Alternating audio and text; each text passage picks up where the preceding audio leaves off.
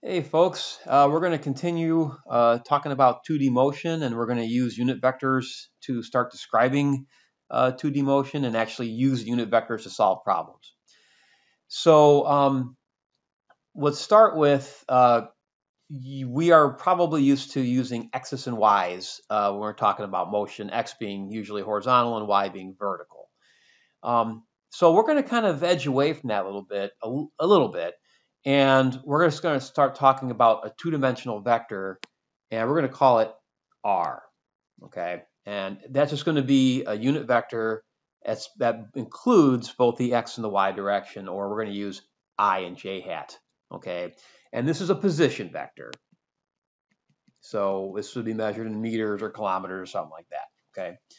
Now, a quick reminder of what equations always work, no matter what, but instead of writing them in terms of x, we're going to write them in terms of r. So for instance, we have the definition of average velocity. Well, we know that is delta x over t, but now it's going to be delta r over t, but otherwise it's the same thing. Then we have definition of average acceleration. That doesn't change. It's delta v over t. Okay. Then we have v at any instant. We learned that as a derivative, dx dt. Same thing here, except for we're going to write dr dt. Okay. And then acceleration is dv dt.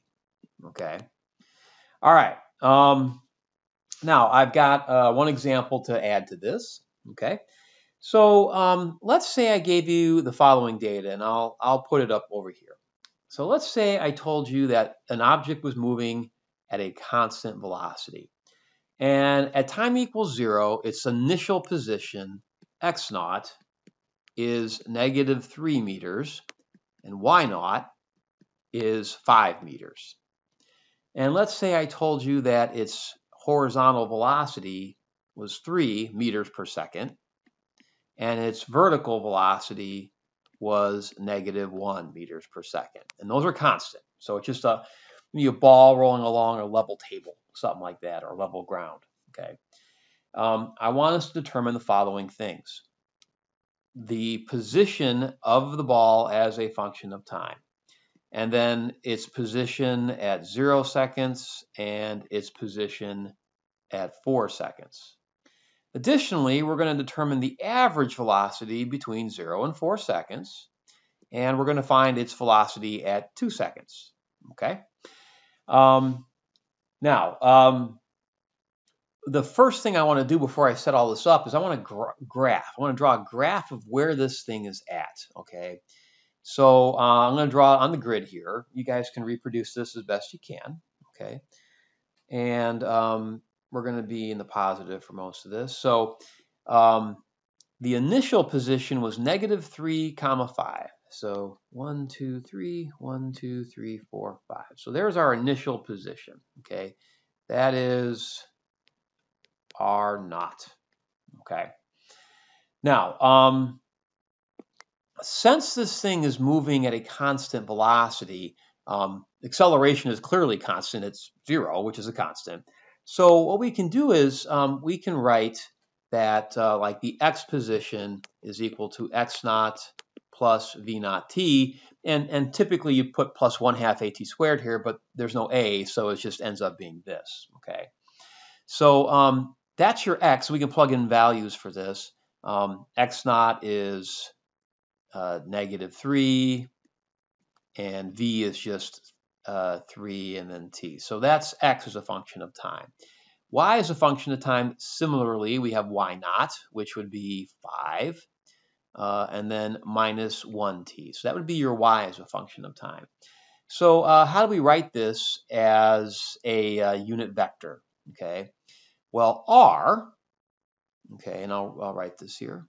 R would be all the x stuff you put first, so -3 plus 3t, and that would be I hat. So now you've written the x as an I, as a unit vector, and then plus, and then you put all the y stuff next. 5 minus 1t in the j hat direction, and that would be in meters. Okay, so that is your position as a function of time. Okay, And then to find the position of the object anywhere, anytime you want, you just plug in the time. So like for instance, the r at 0, well, you plug in 0 and you're going to get negative 3i plus 5j, which we already knew. That was just the initial conditions anyway, okay? And then the final at 4 seconds, okay? If you plug in 4 here, you get negative 3 plus 12, so that's 9i hat. Plus, and you got 5 minus 1 times 4, that's 5 minus 4, that's 1j hat. Okay. Now, by the way, a quick note, people always ask, you got to put the 1 in front of the j. You really should. If you just put plus j, it's a little confusing. It does roughly mean the same thing, but it's just really confusing. You always want to put a number in front of your hat, unless you're only specifying the direction and not how big it is. Okay. Now I'm going to go ahead and draw this 9i plus 1j. So on our grid here, 1, 2, 3, 4, 5, 6, 7, 8, 9, comma 1. So that would be the position at 4 seconds. Okay. Now, notice the thing traveled from here to here. So if I draw that, okay, that is delta r. Okay, or R4 at 4 seconds minus R at 1 seconds. Okay. Now, by the way, you could also find that, a quick note, I'll write this down here.